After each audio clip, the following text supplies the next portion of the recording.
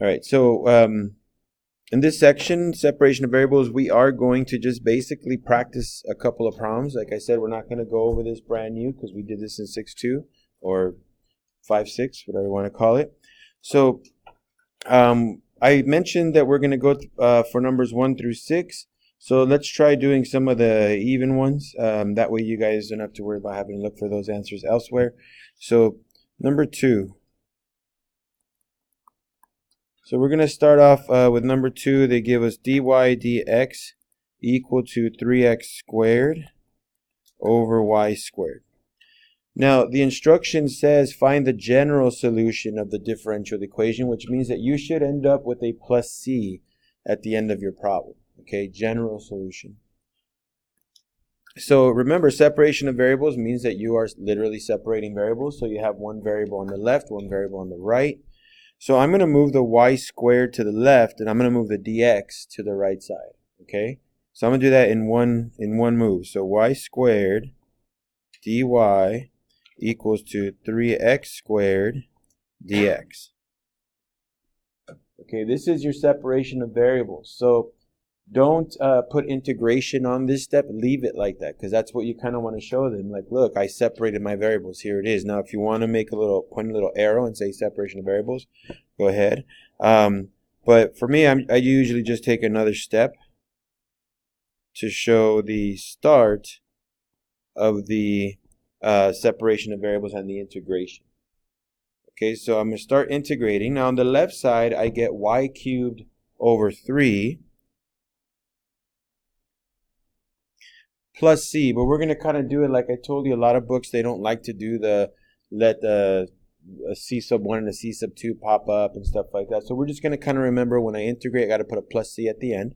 Okay, so y cubed over 3 equal to 3x cubed over 3, and then here I'll put a plus c. Now I will be able to cancel out some 3's here, right? These 3's are going to go away. So I get y cubed over 3 equals to x cubed plus c. Now if you're able to solve for y, then go ahead and do it. If you can't, then don't. Now in our case, we can multiply by 3, so I get y cubed equal to 3x cubed plus c. And taking a cubed root is okay, because I don't end up with a plus or minus on it, right? It's just a cubed root. So I'm going to write y equal to the cubed root of 3x cubed. Wait a minute. Yeah, 3x cubed plus c. Okay, and there's my general solution for this problem. Now, some books will want the top equation, some will want the bottom equation. Okay, so it just kind of depends on how the book is, because they're both general solutions, right? Some of them will take the top equation that I have and just move the x over to the left side, so they'll write y cubed minus 3x cubed equals to c, and there you go. Okay, that would be a hyperbolic equation. But some of them would just want you to continue to simplify and get y by itself. Usually, that's the case. Most tests want you to get to y. Y equals the following. Okay, so that's number 2. Now, before we move on to 4, are there any questions on this problem? So just separate and integrate. Okay, separate and integrate. So let's look at number 4. So number 4 says dy dx is equal to x squared minus 3 over 6y squared.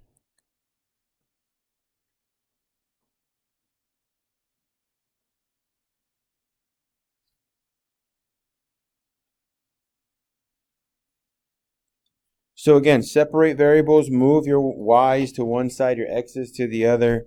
Now remember, your constants are fine. You can put them anywhere. It doesn't really matter. But I'm going to move the 6y squared to the left. So I'm going to end up with 6y squared dy. And then I'm going to move the dx to the right. So I'll have x squared minus 3 dx. So there's my separation of variables. Now at this point, I'm going to integrate both sides. So I'll take an extra step just to show that.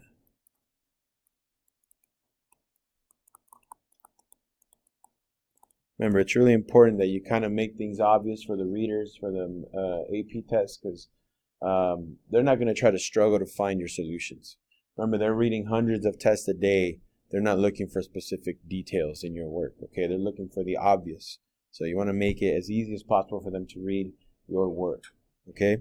So let's integrate both sides. So 6y cubed over 3 equals to x cubed over 3 minus 3x plus c. Okay, we can reduce, so I'm just going to take a real quick reduction step here. Again, I'm just trying to make the work obvious. I'm not trying to go through this thing too quickly. So there's my next step. Now, they want me to solve for y, so I'm going to divide everything by 2, and then I'm going to take a cubed root. Okay, so let's divide everything by 2.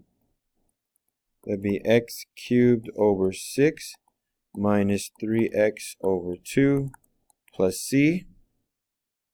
And then take a cubed root of everything. So that'd be x cubed over 6 minus 3x over 2 plus c inside of my cubed root. And like I said, sometimes they just want you to keep it like they have it up top, or you can leave it the way it is towards the bottom. I just tend to see them always wanting you to solve for y. So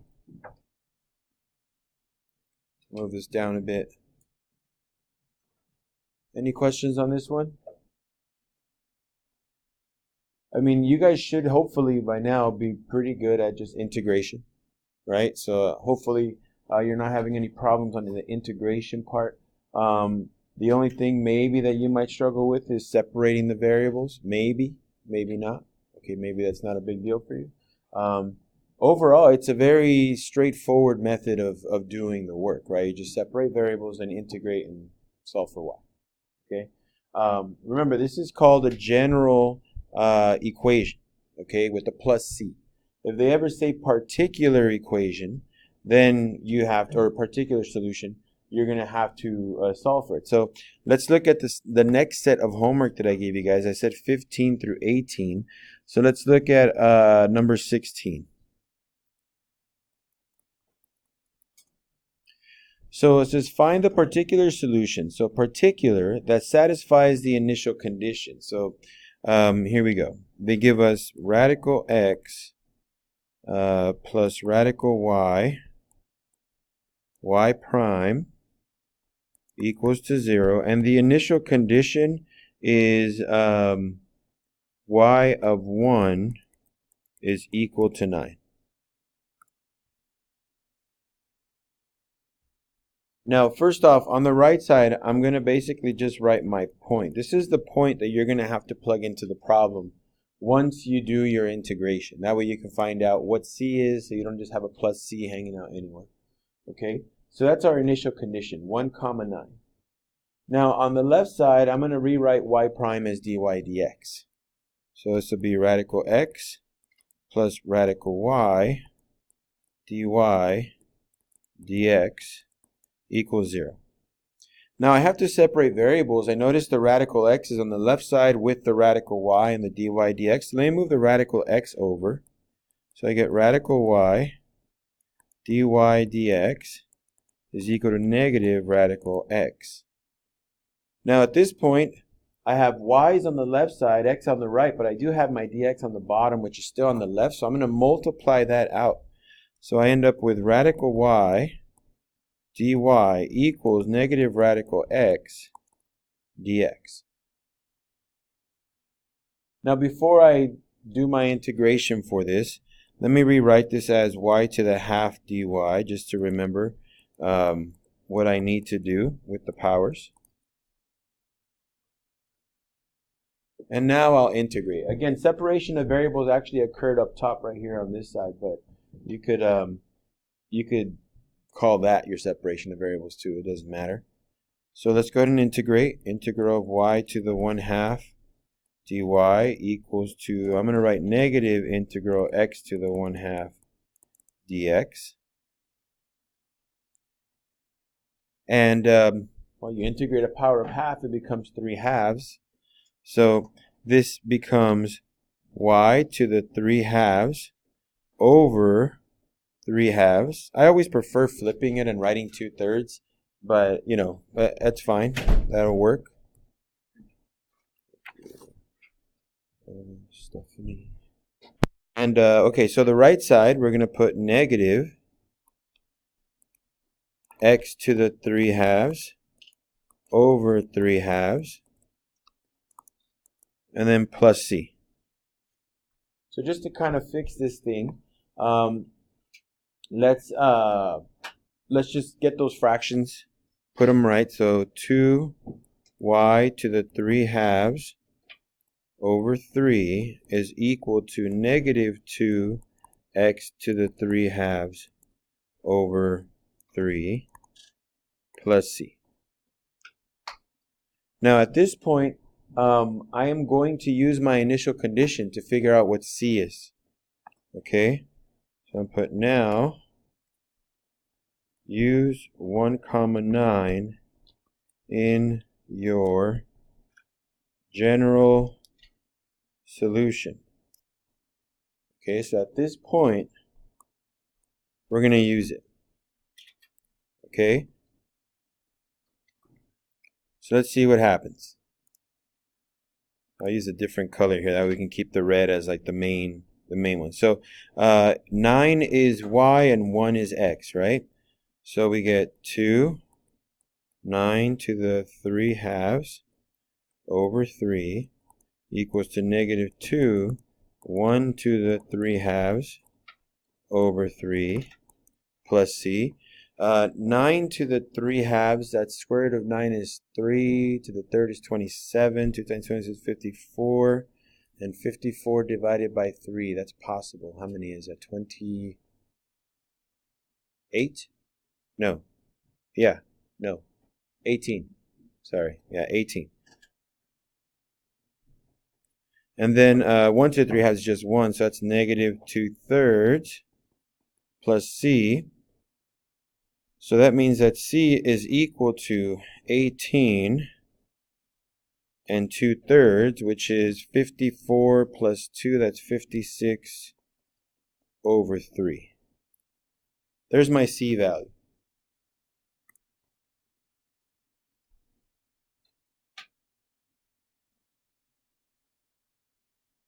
Is everybody okay with that? So 56 over 3. So I'm going to put that over there where that c is in red, okay?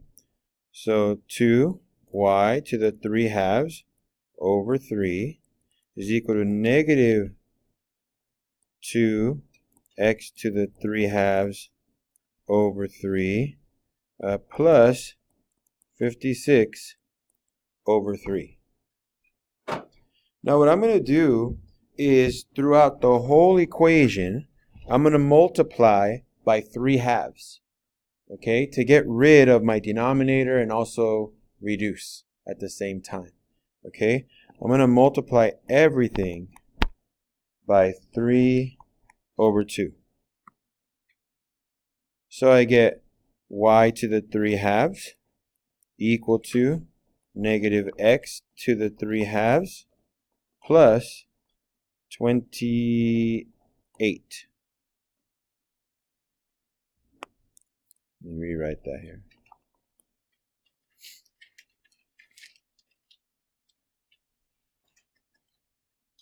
So all I'm going to do now is raise everything to the 2/3 power. Okay? Raise everything to the 2/3 power to clear out my power on y. So y is equal to negative x to the 3/2 plus 28 to the 2/3 power. Now, if you want to write that as the cubed root of something squared, you can. There's nothing wrong with that. Okay, or if you want to write what's inside squared cubed root of that, that's okay. I'll put it right here.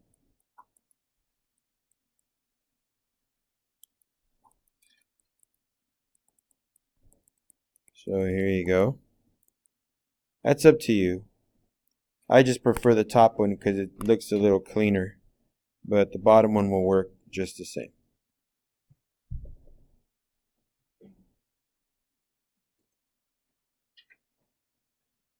So notice no more plus c's. That means that this was the actual equation that gave us the actual differential equation that they showed us.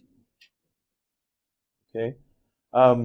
Like I said, I don't think that this is like crazy new stuff. I mean, this is all stuff you've done before. You guys have simplified equations. You've taken things to powers or multiplied by fractions or whatever. But it's just, it looks different because there's a lot of, fractional powers and these plus c's, and you're integrating at first. But it is a lot of work. If I kind of zoom out really quick just to show you, it doesn't even hold up. Well, I guess there it is. So there's the top of the problem. Here's the bottom of the problem. Right, your answer. So it takes some time. Okay, a little bit of patience, but I don't think these are like incredibly impossible problems or anything like that. It just takes time. Any questions on this one? All right, so let's see, I gave you those in 25, 26. And then I give you 40. I don't want to do 45, 46. I want you guys to try those. But let's try 26.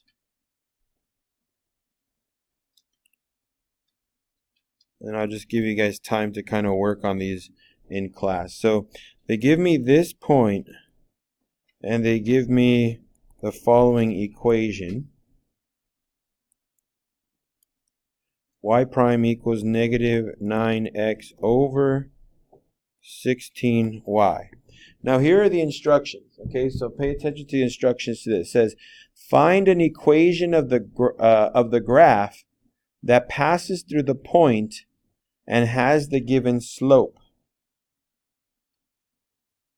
Okay, so find an equation of the graph that passes through that point. So in our case, 1, 1. This graph passes through 1, 1 and has the given slope. Now, this is a slope, right? Y prime is m. Okay? So if I want to figure out what the slope is, all I got to do is plug in 1, 1. Okay?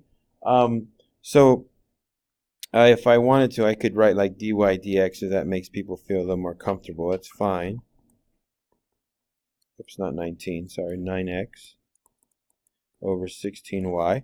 And what I'm going to do is I'm going to plug in my point 1, 1. So I'm going to put xy 1, 1.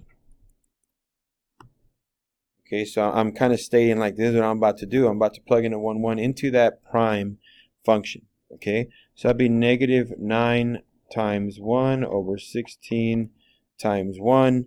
So that's negative 9 over 16, right? So that means that my slope is negative 9/16. I have a point, so all they need is an equation of a graph, they say, but a graph can be a line, right? It can be linear. So I have a slope and I have a point, so I'm just going to write y minus 1 equals negative 9/16 times x minus 1, and I'm done.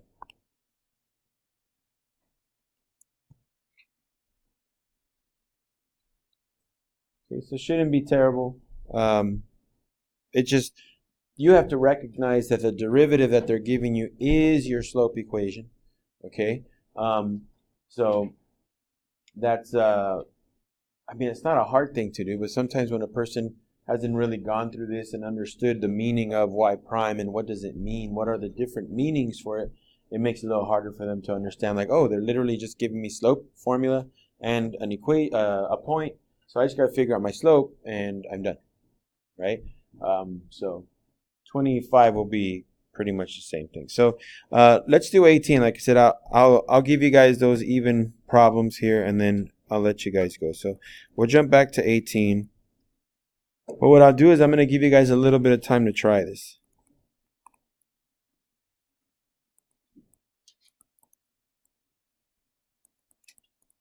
So they're giving us a point of y1 equals 2.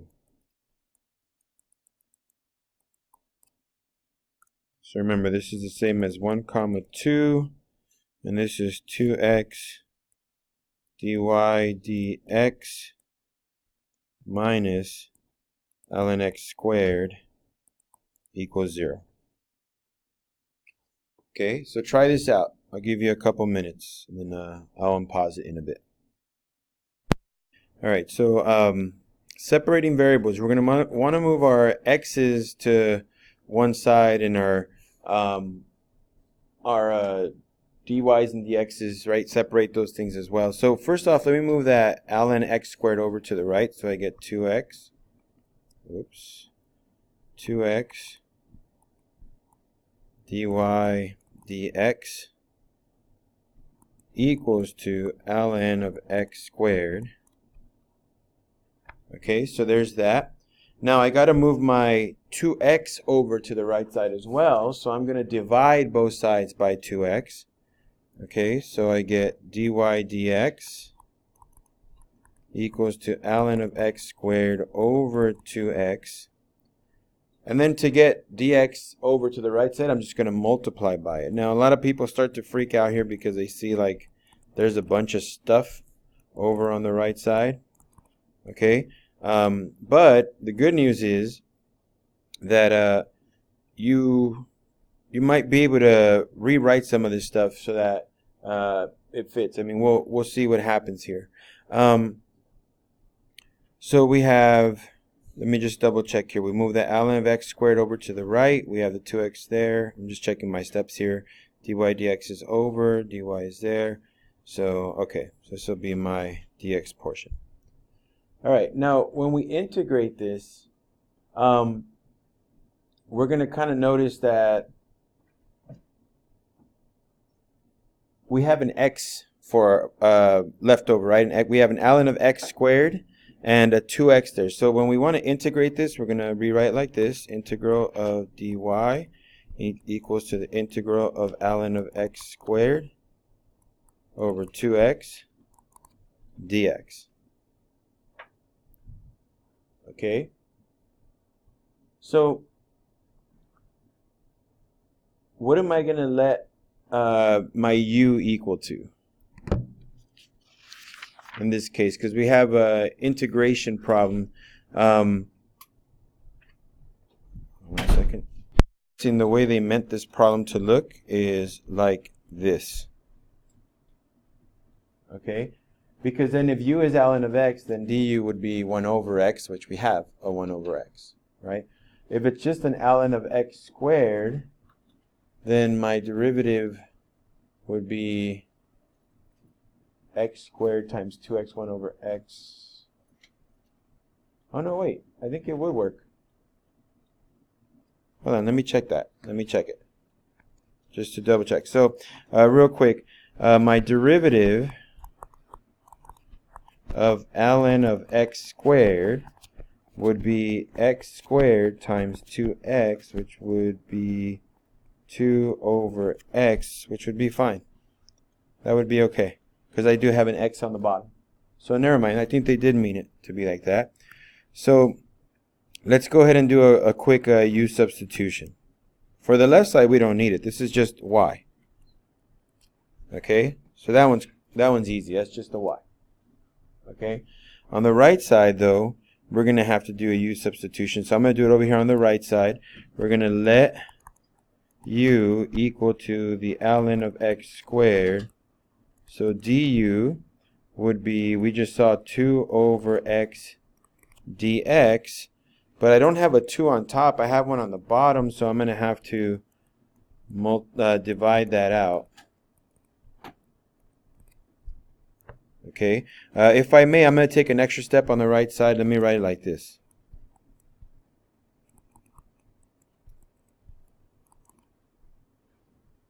Okay, so I'm just going to rewrite it like that, so it's a little more obvious that there's a 1 over x on that right side. So when I go ahead and plug everything in, I get, well, I already have a half to begin with, and then they want me to put a half du, so that's going to become a 1/4. Okay, so that's going to be a 1/4 integral of u du.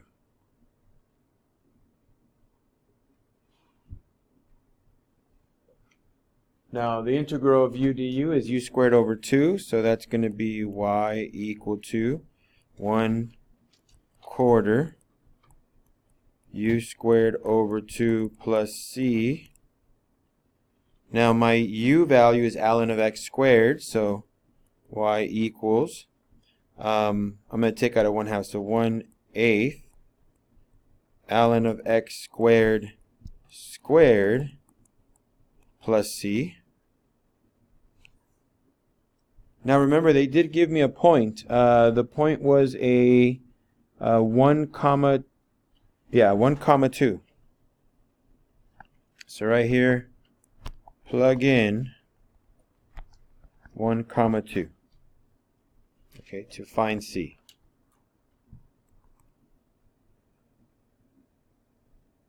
All right, so I'll do that in green. So the y is a 2. And this is ln of 1 squared squared plus c. Now, ln of 1 is 0, so that's just a 0 plus c, or just a c. So 2 equals to 1/8 of c, which makes it a 16.